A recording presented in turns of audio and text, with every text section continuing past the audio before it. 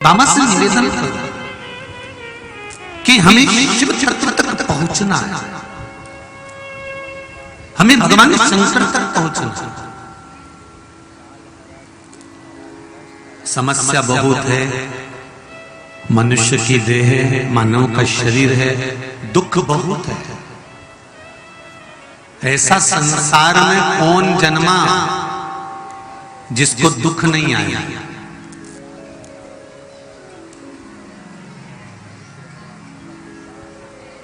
ऐसा कोई संसार में नहीं जन्मा जिसको दुख नहीं मिला।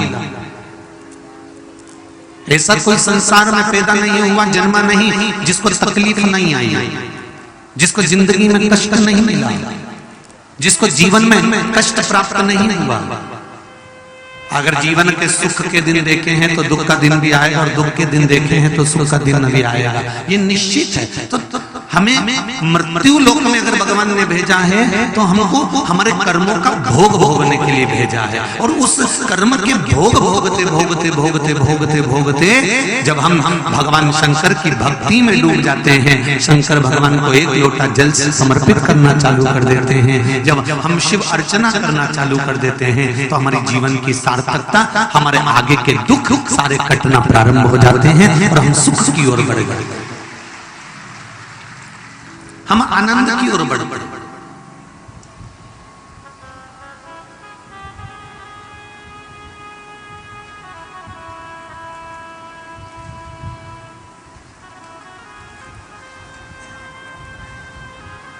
शंभो शरणे पड़ी मांगू घड़ी दुख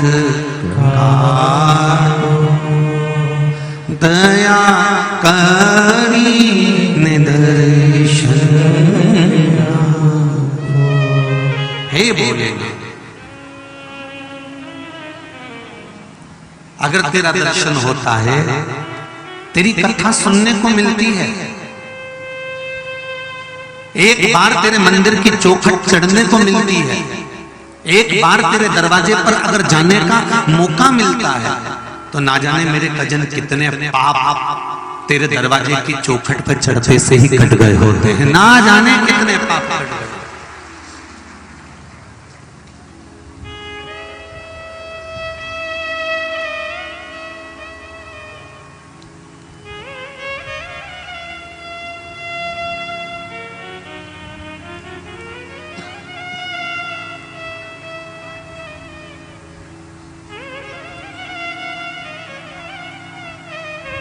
जिस समय पर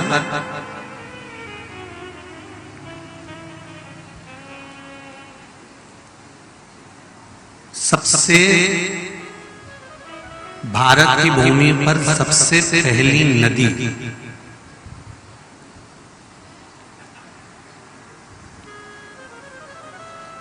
सबसे पहली नदी जिसका वर्णन वामन पुराण में, ब्रह्मवेत्ता पुराण में, पद्म पुराण में, गर्ग संहिता में,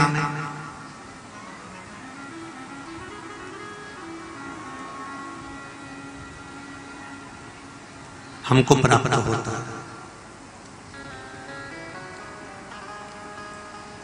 सबसे पहली नदी वामन पुराण कहती है, जिस समय पर वामन भगवान राजा बलि के दरवाजे पर भिक्षा मांगने के लिए गए, आवाज लगाई। श्रीमद् भागवत तो आप लोगों ने सुन रखी होगी, उसमें वर्णन आता है,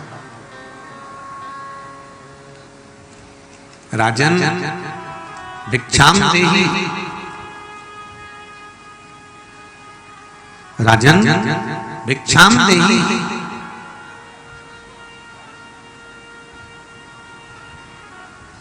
बार बार आवाज लगाई जा रही है।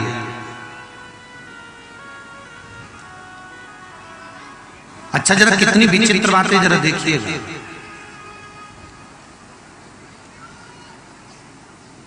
बैकुंठ नाथ, बैकुंठ अधिपति भगवान विष्णु, मेरे नारायण राजा बलि के दरवाजे पर भिक्षा मांग रहे हैं।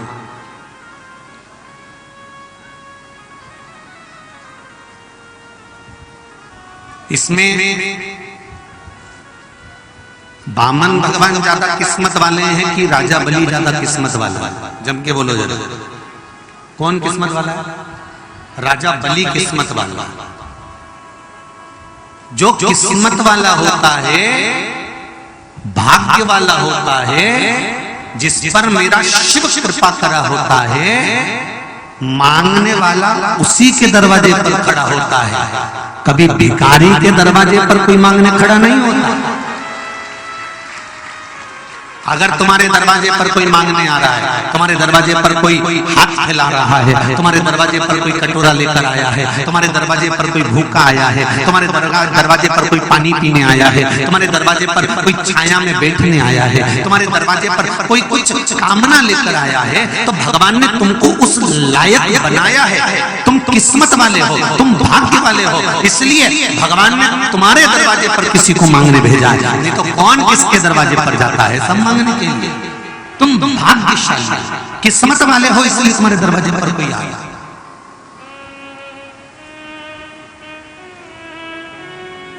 तो राजा बलि ने ऐसा कौन सा किस्मत का काम कर दिया था, ऐसा पुण्य का काम कौन सा कर दिया था? राजा बलि ने ऐसा कौन सा बड़ा विचित्र काम कर दिया था जो उसके दरवाजे पर भगवान को भिक्षा मांगने आना पड़ा? तो वामन पुराण कहती है राजा बलि पूर्व समय में जुआरी थी।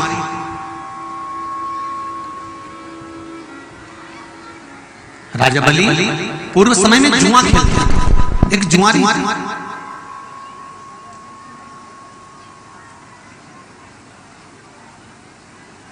जो जुए में लिप्त रहता था। अब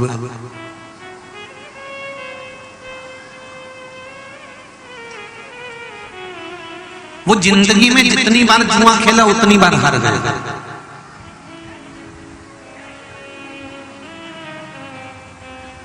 जितनी बार जुआ खेला है उतनी बार हारा।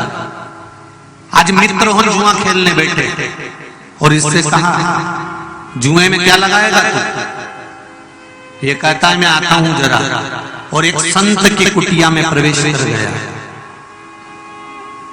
और संत की कुटिया में, संत तो साधना में लीन थे, तप में लीन थे। संत का बिछा हुआ एक आसन, एक कमंडल, एक छत्र,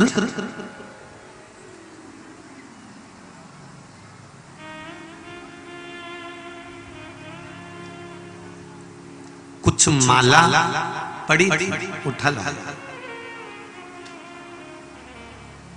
और लाने के बाद उसने कहा मैं जुए में ये लगाता। अब जुआरियों को तो मालूम था कि ये हारेगा, तो जुआरियों ने क्या करा, जो चार मित्र मिलकर जुआ खेल रहे थे उन्होंने अपनी पूरी की पूरी दौलत, पूरा की पूरा सामान आज जुए में लगा दिया।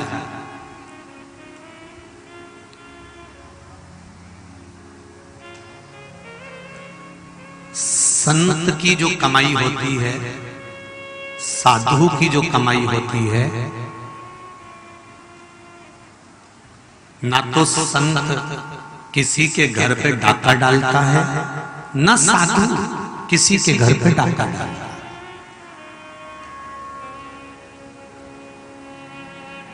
वो तो सत्संग करता है, भजन करता है, कीर्तन करता है, स्मरण करता है, मंत्र जाप करता है, नाम जाप करता है। जो उसको मिल गया, किसी ने कुछ दे दिया, वो उसके पास एकत्रित रहता है।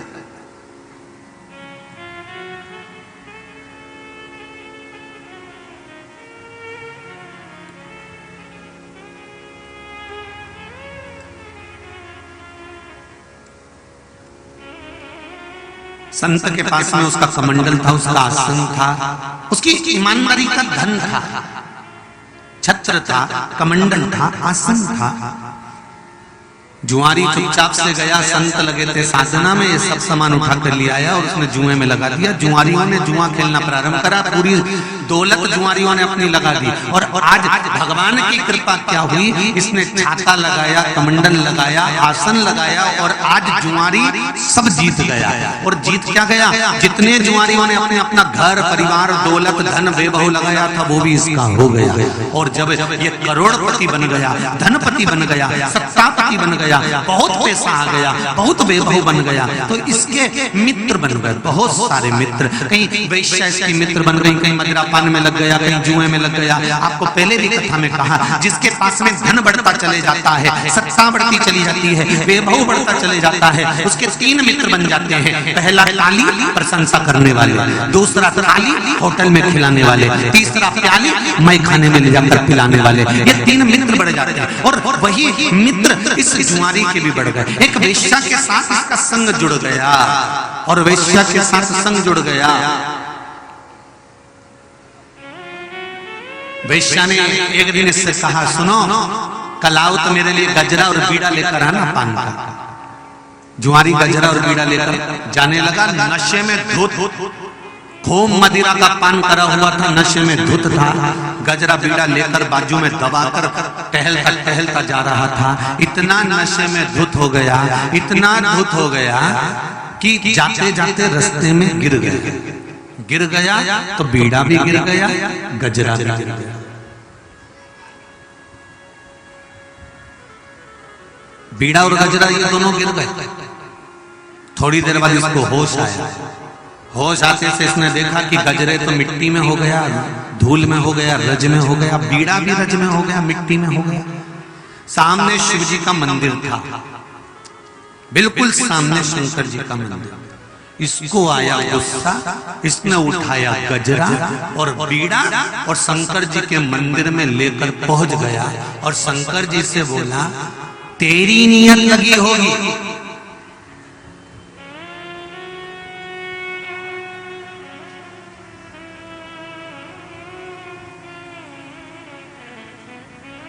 इसलिए मेरे ये बीड़ा और गजरा मिट्टी में गिर गया, ले तू खा ले।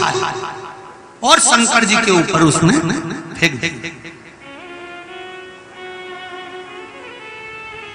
अब शिव तो बोले, चले गए। जुआरी गया, 3 महीने के बाद इस जुआरी का एक्सीडेंट हो गया, मर गया। मरने के बाद ऊपर गया। यमराज ने पूछा चित्रगुप्त महाराज से, जरा देखो इसके पाप और पुण्य कितने हैं। चित्रगुप्त महाराज ने कहा, इसने जीवन में कोई पुण्य नहीं करा, पापी पाप करा, खूब जुआ खेला, दुनिया के काम कर दिए, संत के घर की चोरी कर लाया, सारा बेकार से बेकार काम करा, इसने कोई पुण्य का कार्य नहीं किया।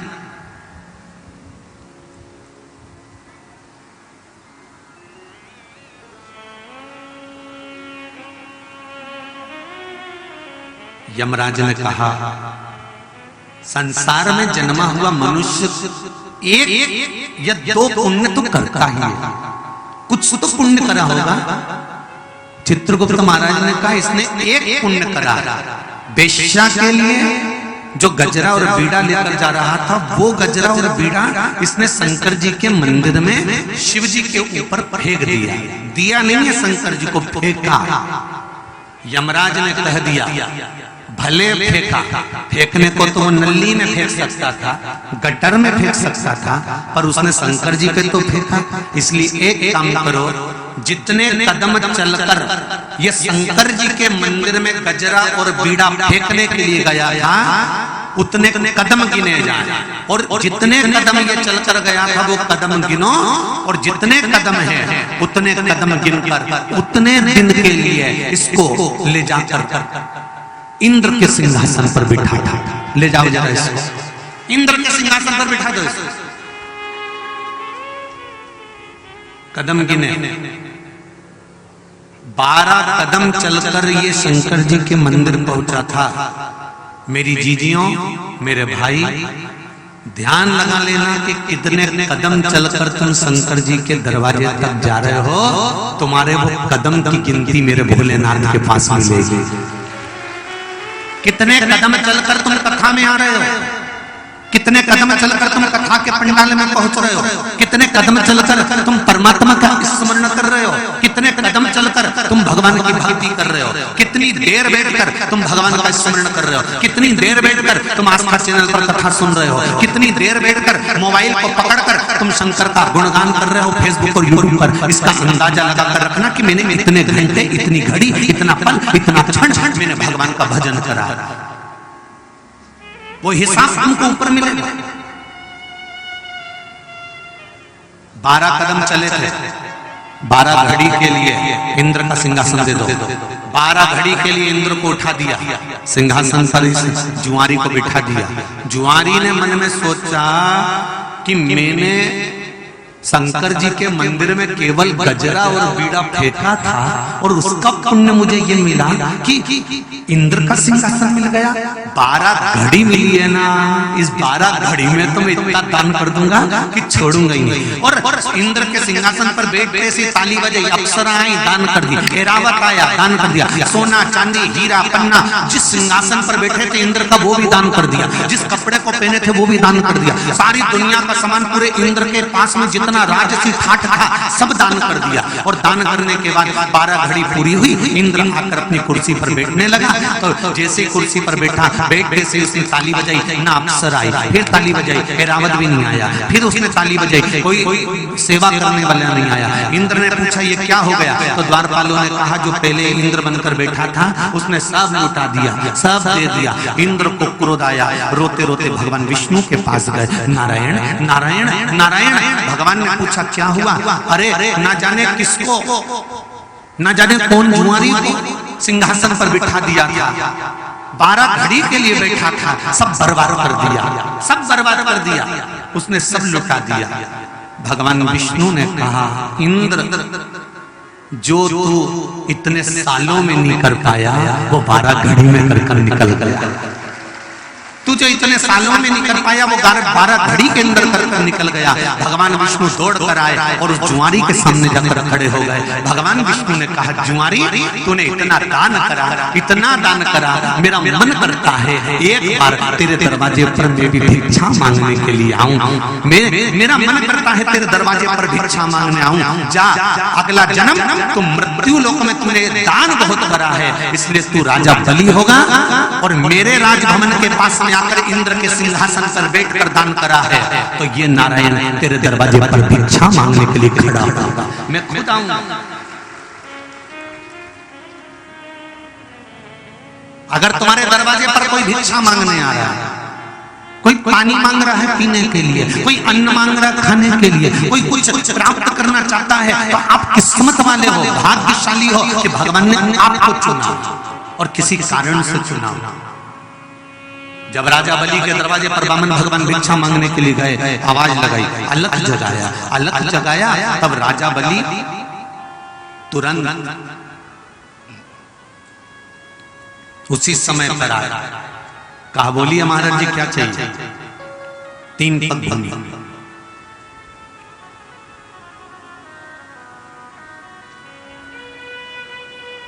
3 पग भूमि।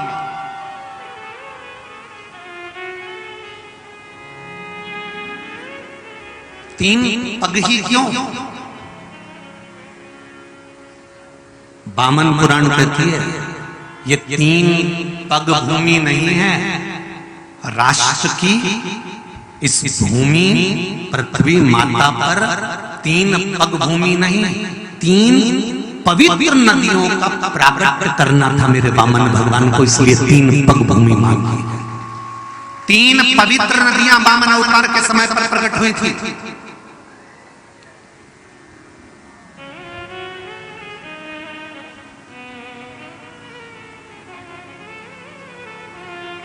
राजन भिक्षाम दे, क्या चाहिए महाराज? 3 पग भूमि। राजा बलि ने कहा 3 पग भूमि में तो तुम सही से सो नहीं सकते, बैठ नहीं सकते, 3 पग भूमि में गाय नहीं बांध सकते, 3 पग भूमि का तुम करोगे क्या? वामन भगवान ने कहा तेरा काम है देना, मेरा काम है लेना, ये नहीं सोचना कि मैं करूंगा क्या।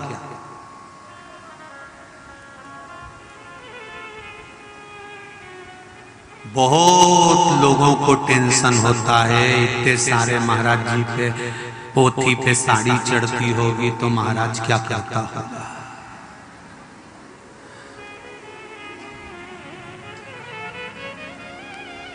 महाराज जी के पास इतने सारे शॉल आते होंगे तो महाराज जी क्या करते होंगे।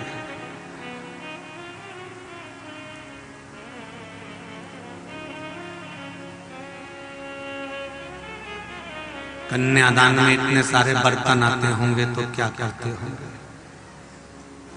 सत्यनारायण भगवान की कथा पंडित जी करते हैं तो हंसी उड़ाने वाले भी उनकी हंसी उड़ाकर कह देते हैं महाराज आज तो खूब कमा लिया। मेरा निवेदन है महाराज जी को जेब में से निकाल कर बता देना चाहिए, ये 10 रुपए गणेश जी को चढ़ाए थे, 5 रुपए तूने 16 मातृका पे चढ़ाए थे, ये 10 रुपए तूने सप्तशती पे चढ़ाए थे, और ये रहे 200 रुपए 500 रुपए जो तूने सुबह 9 बजे से पूजन कराई और दोपहर की 2 बजा दी, ये 200 और 500 रुपए लेके जा रहा हूँ, इससे ज्यादा अब क्या बताऊं तुझे कि तूने क्या लिया।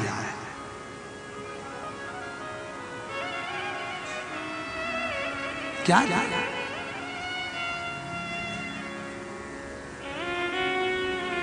क्या करोगे 3 पग भूमि का। गाय उसमें बंध नहीं सकती, तुम सो नहीं सकते, बैठ नहीं सकते, 3 पग भूमि का तुम करोगे क्या। तुमने दे दिया और देने के बाद विचार मत करना कि वहां क्या होगा।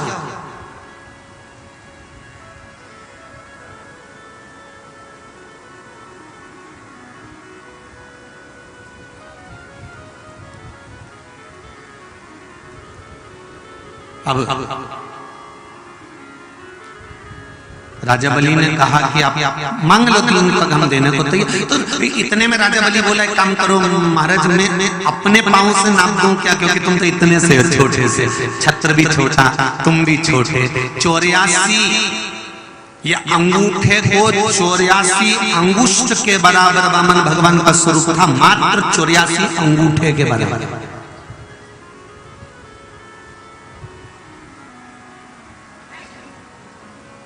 चौरासी अंगूठे को नाप लो, 84 अंगूठे के बराबर वामन भगवान बनकर आए थे।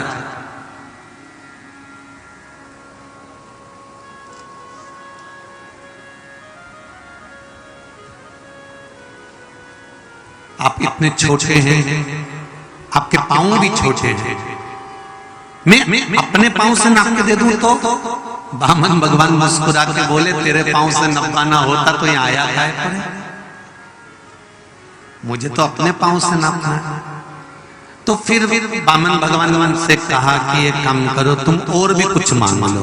इतने में वामन भगवान ने मन में सोचा कि जो मांग रहा हूं वो ही निकल जाए उतना ही तो ही बहुत है। कहने वाले तो कह देते हैं बहुत दिल से, एक बार तुम बारात लेके तो आओ साहब, हम तो पूरी बारात संभाल लेंगे, पूरी बारात संभाल लेंगे, तुम आओ तो।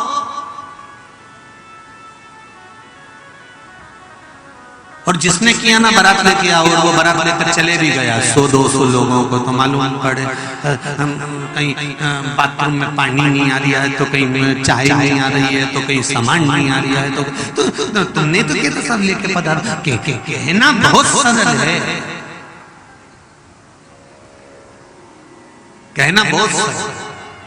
लाओ ठीक है, संकल्प छोड़ो, मैं आपको 3 पग भूमि देता हूं। संकल्प हाँ। वामन भगवान से राजा बलि ने कहा आपके कमंडल में जल है, उसमें से निकाल लो। वामन भगवान कहते हैं अगर मेरे कमंडल का जल लेकर संकल्प छोड़ेगा तो वो संकल्प किस काम का, जल तो मेरा और संकल्प तेरा, तो ये संकल्प किसी काम का नहीं। अंदर से ला शुक्राचार्य जी का कमंडल लेकर आए, उस कमंडल में शुक्राचार्य जी बैठ गए, एक आंख लगाकर देखने लगे, उसमें कुत्सा की एक तीली डाली, शुक्राचार्य जी की एक आंख चली गई, और एक आंख से शुक्राचार्य जी देखे, राजा बलि को श्राप दिया, वहां से गए। ये सब आपने श्रीमद् भागवत में सुन रखा। जो शिव महापुराण की कथा चल रही है हमें वहां पहुंचना, इस कथा के माध्यम से।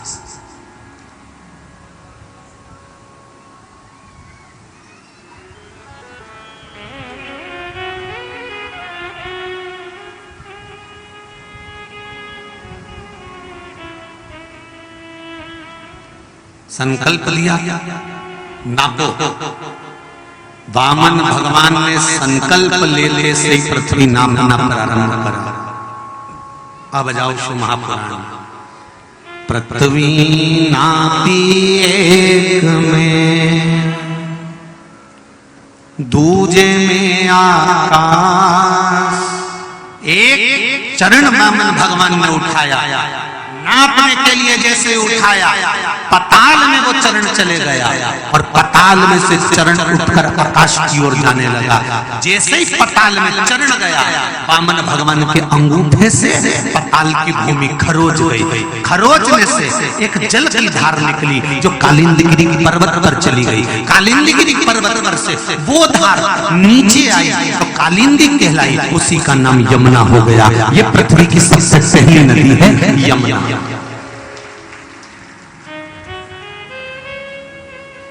पहली नदी कौन सी है? जम के बोलो जरा। यम। प्रथमता में यमुना प्रकट हो गई।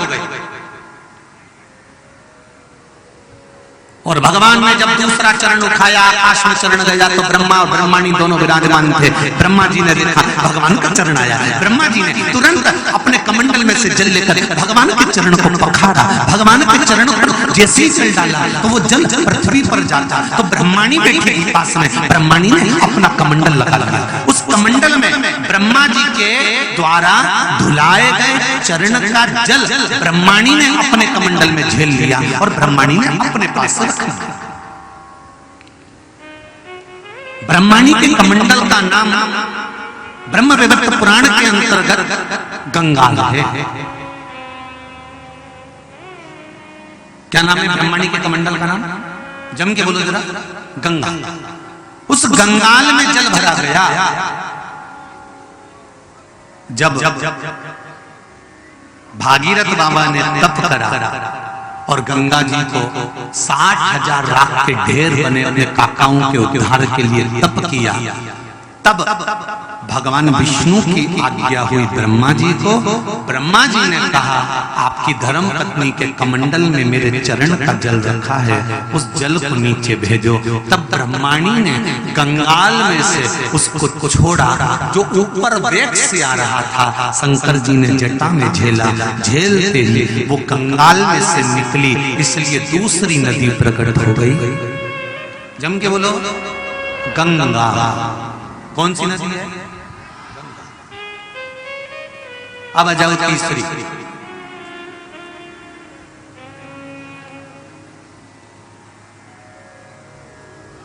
ब्रह्माणी जी ने ब्रह्मा जी से कहा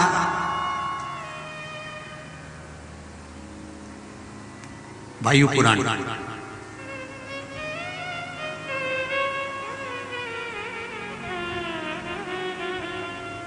वामन पुराण, ब्रह्म वैवर्त पुराण।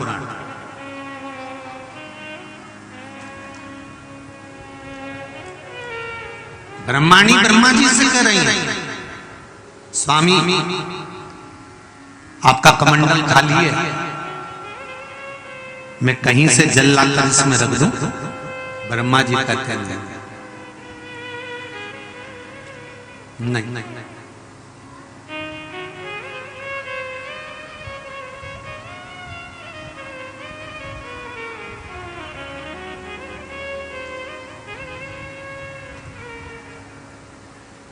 अपना खुद का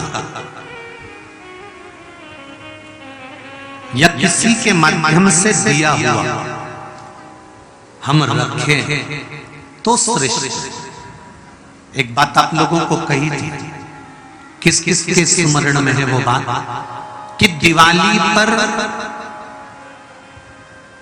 आपके घर का दीप आपके ओटले पर लगना चाहिए।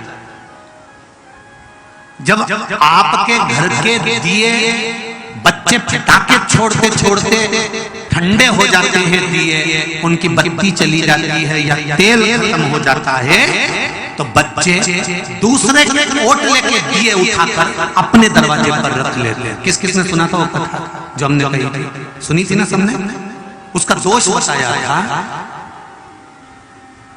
अगर 1 रुपया कमा रहे हो, 100 रुपए खर्च हो रहा है, घर में पैसा नहीं दिख रहा है, घर में क्लेश बढ़ रहा है और घर में कर्जा बढ़ रहा है, तो उसका एक कारण हो सकता है ये लक्ष्मी शिव महापुराण की कथा में सीहोर कुबेरेश्वर धाम से जब बातचीत थी, यूट्यूब पे डली होगी, सुनना उसको। उसमें वर्णन किया था कि आपके घर के दिए दिवाली पर आपने लगाए, धनतेरस पर आप लगाए, रूप चौदस पे लगाए, भाई दूज पे लगाए, आपने दिए लगाए, घर के ओटले पर बच्चों ने फटाका फोड़ा, आतिशबाजी करी, दिया ठंडा हो गया, दिया की बत्ती खत्म हो गई, तेल खत्म हो गया। बच्चे क्या करते हैं, दूसरे के ओटले पर से, छोटे छोटे तो हैं, उनको मालूम तो है नहीं, छोटे छोटे बच्चे दूसरे के ओटले पर जाते हैं, मित्र के साथ फटाका फोड़ने जाते हैं और उसके ओटले का दिया उठाकर अपने ओटले पर रख लेते हैं, जिससे साल लक्ष्मी टिकती नहीं है और कर्जा बढ़ते चले जाता है, धन दिखता नहीं है और अव्यवस्था होने लगती। उसका कारण हमें पकड़ना है।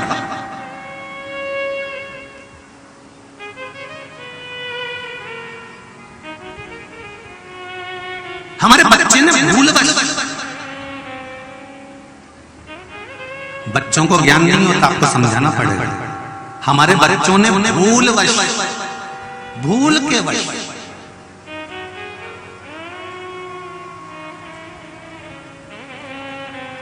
किसी दूसरे के दरवाजे से दिया उठा लिया बिना पूछे, तो वो चोरी कहलाएगी कि नहीं कहलाएगी? जम के बोले, बिना पूछे तुम्हारा कोई मोबाइल उठा ले तो चोरी कहलाएगी कि नहीं कहलाएगी? बिना पूछे तुम्हारा कोई बैग उठा ले, चोरी कहलाएगी कि नहीं कहलाएगी? बिना पूछे।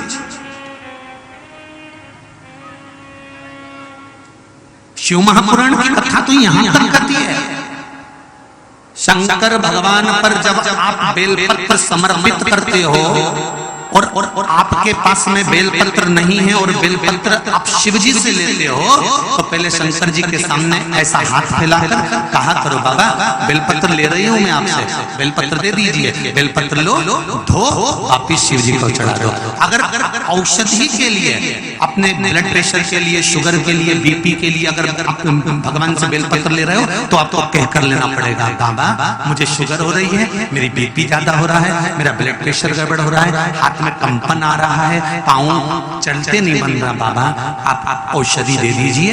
बाबा से कहकर शंकर जी की बेलपत्र फिर उठाइए और उनसे कहकर आपकी बेलपत्र खा रही हूँ, मुझे विश्वास है आपने औषधि कर दी होगी, फिर चबाकर खा लीजिए, वो अमृत हो जाए, वो अमृत हो जाए। लिखा किसी ने, देखिए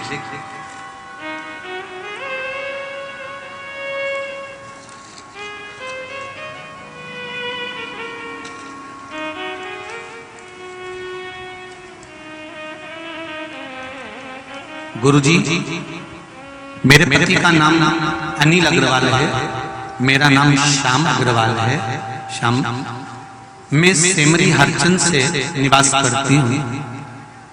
कहीं बैठे हैं आप? ही हैं? दोनों हाथ हिला दो, हर हर हर महादेव। सेमरी हरचंद से हम लोग निवास करते हैं। प्रत्येक सोमवार मैंने पशुपति व्रत करे तो उसका मुझे नया नया फल प्राप्त हुआ, नई नई खबर प्राप्त हुई। मुझे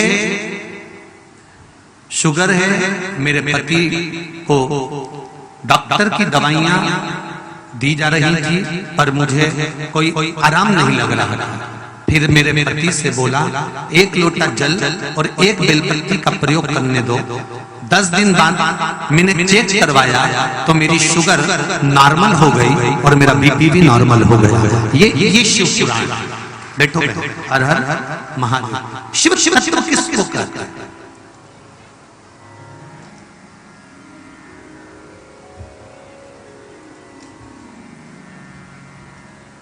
आप उससे मांगो, वो देगा। आपको एक बार पहले भी कही, अगर कोई दवाई नहीं लगे, शंकर जी का नाम लेकर हाथ में लेकर, बाबा औषधि नहीं लग रही, शरीर में रोग बढ़ते जा रहे, बहुत तकलीफ हो रही है, बाबा आप संभाल लीजिए, ये दवाई को अमृत कर दीजिए। बाबा जब आप विष पी सकते हो और विष को भी पीने के बाद अमर हो सकते हो, तो क्या मेरा रोग नहीं मिटा सकते? उससे दिल से प्रार्थना करो, वो सुने।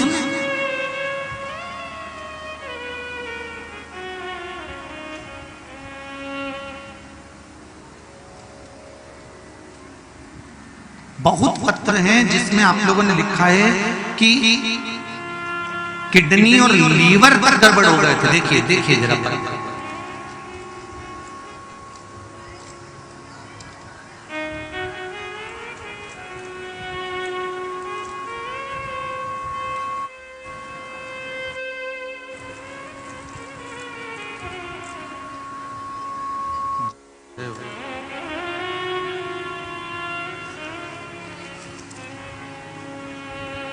विजय कुमार जी कुशवाहा, पत्नी बाल कुमारी जी कुशवाहा, ग्राम भैसा, जिला नरसिंहपुर से हैं। कहीं बैठे हों तो हाथ हिलाइए। अच्छा पीछे हैं क्या? दोनों हाथ हिला दो जी। हर हर महादेव। आपने पत्र में लिखा है गुरुदेव हम आपकी कथा 1 वर्ष से सुन रहे हैं। गुरुदेव समस्या विकट थी, लेकिन आपके बताए अनुसार शंकर बाबा भी निकट थे। मेरी पत्नी के पेट में 2 गठान हो गई थी। डॉक्टर को दिखाया तो ऑपरेशन का बोला। गुरुदेव आपने जो बेलपत्र अभिषेक का उपाय बताया था, हमने वो पूरी आस्था से और विश्वास से उपाय किया और सब समस्या ठीक हो गई। अब किसी भी प्रकार का न दर्द है और न गठान है।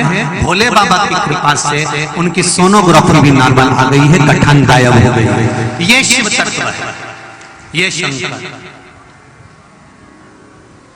बैठो बहन, बैठो भैया, बैठो। हर हर महादेव। दोनों हाथ हिलाकर एक बार बैठ जाइए। हर हर महादेव। इसको शिव तत्व कहते हैं। दुनिया के लोग कहते हैं क्या शंकर जी की कथा सुनने से, शंकर जी को जल चढ़ाने से, शंकर जी को बेलपत्र चढ़ाने से, शंकर जी को मूंग चढ़ाने से, चावल चढ़ाने से, ये सियोर वाला महाराज हर कुछ बता देता है चढ़ाने का, क्या इसके चढ़ाने से लाभ होता है? मेरा विश्वास कहता है और मेरी शिव महापुराण की कथा नहीं स्वयं शंकर है। शिव कहता है एक बार दिल से चढ़ा कर देख ले, 3 महीने में तुझे रिजल्ट तेरे हाथ में होगा। तो दिल से समर्पित तो हो जा।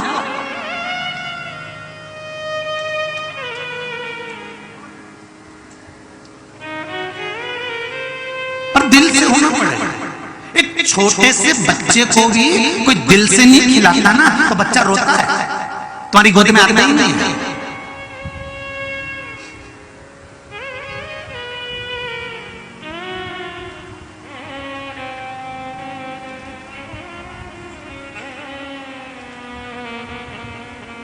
कोई दिल से अगर छोटे से बच्चे को भी गोदी में लेगा, दिल से लेगा तो दिल से बच्चा भी तुम्हारी गोदी में खेलेगा, और दिल से नहीं लोगे तो बच्चा भी नहीं खेलेगा। उसी तरह तुम शंकर भगवान को अगर दिल से रिझा रहे हो, मेरे ओघड़दानी को दिल से कह रहे हो कि बाबा तेरा ही दिया मैंने खाया पिया है, तेरा शुक्रिया तेरा शुक्रिया। आप उसको दिल से कहो तो क्यों ना करेगा?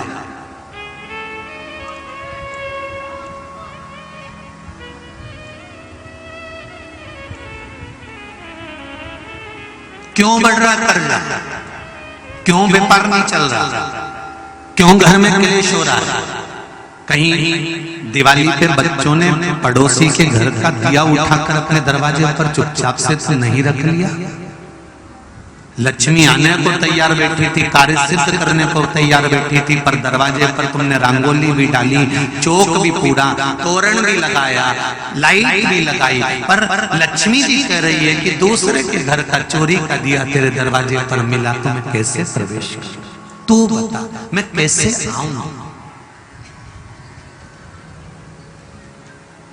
एक बात कहें जीजियों और मेरे भाई, बहुत ध्यान से सुनना। कभी भी झूठी शोहरत, झूठी सत्ता मत दिखाना किसी के सामने। जैसे हो ना वैसे ही रहना, जैसे हो वैसे ही रहोगे ना तो 4 चांद लगा लोगे। शोहरत दिखाने में बर्बाद होगा। झूठी शोहरत मत दिखाना, झूठी सत्ता मत दिखाना।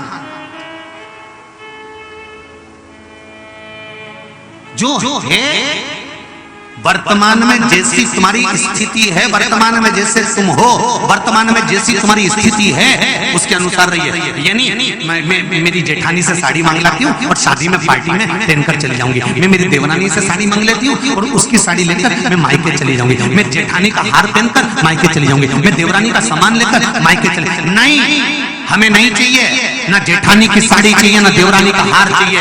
हमें अगर चाहिए तो भोलेनाथ का साथ चाहिए। सब कुछ पूरा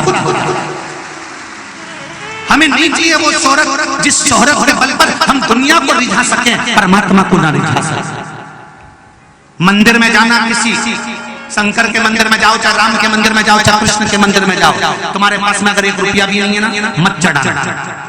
पर मंदिर के अंदर खड़े होकर पड़ोसन से मत कहना, जीजी मुझे 10 रुपए दे दे, मैं चढ़ा दूं, तेरे को बाद में दे दूंगा। नहीं, बुरा तुमको नहीं लगेगा, बुरा मेरे महादेव को लगेगा कि मेरे सामने खड़ी होकर भी दूसरे के सामने हाथ फैलाती है। मुझसे तो कह हजारों का ढेर लगा देता, तो मुझसे तो कह। अब मंदिर में खड़ी है, शंकर के मंदिर में खड़ी है, कथा में बैठी हुई है, कथा में खड़ी। हम आपसे भी कहेंगे, शिव महापुराण की कथा में आते हो, जेब में हो तो दान करो, तुम्हारा मन हो तो दान करना, तुम्हारा मन हो तो बिटले सेवा समिति को देना, नहीं हो तो पड़ोसी से मंगकर या पड़ोसन से मंगकर 1 रुपया भी मत देना। हमें झूठी शोहरत नहीं चाहिए, हमें तो आप चाहिए जो महादेव के भक्त हैं। शोहरत से कुछ नहीं होगा,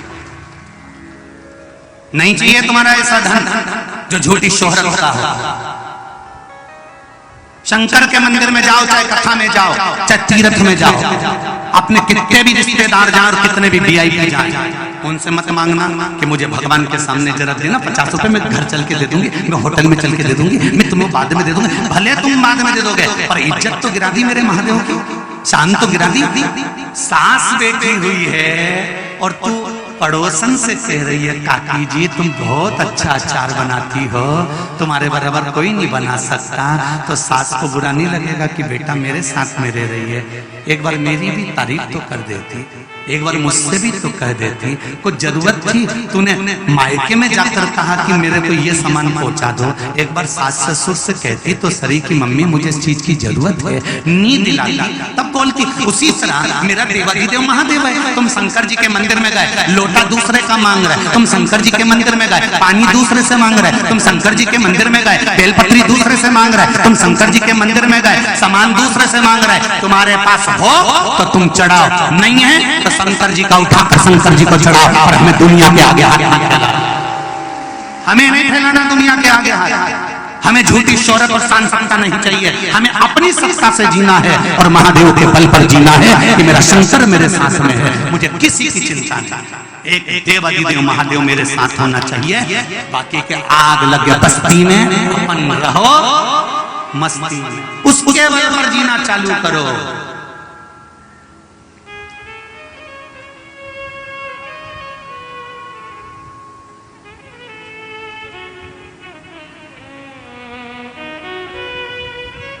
उसके बल पर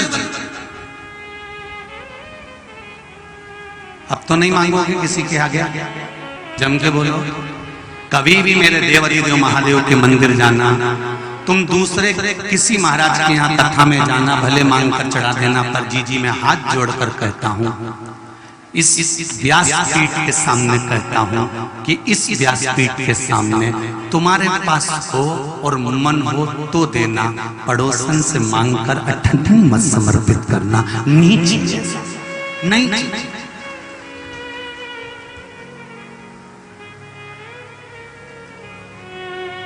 उसके भरोसे पर मैंने तेरे ही भरोसे, ओ बाबा तेरे ही भरोसे, हवा बिच उड़ती जावांगी बाबा डोर तो छड़ी ना मैं कटती। हमें नहीं मांगना, हम किससे मांगेंगे? नहीं है ना 10 रुपया चढ़ाने के लिए, अभी बाद में चढ़ा दूंगा, पर मांग कर नहीं चढ़ा। नहीं है ना लाल कलर की साड़ी, बाद में पहन लूंगी, पर मांग कर नहीं पहन।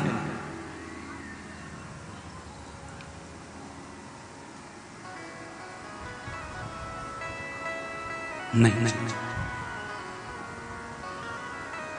जरूरत नहीं।